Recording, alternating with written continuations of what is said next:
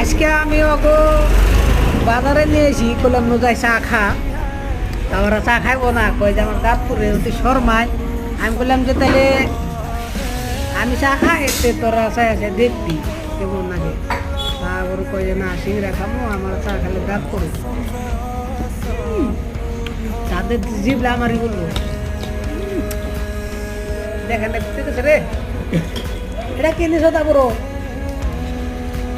হ্যাঁ তুই ওটা কিনিস আয় যে পাতে খিচুড়ির নাগাল করে